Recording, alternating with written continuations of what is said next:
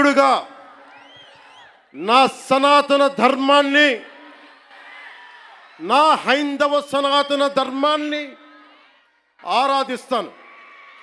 ఇస్లాం, Christian, sick, బౌద్ధం మొదలగు అన్య మతాల్ని గుండెలు నిండుగా గౌరవిస్తాను. ఐ వర్షిప్ మై హిందూ సనాతన ధర్మ and I respect Islam, Christianity, Sikhism and Buddhism and all the dharmas existing in this world.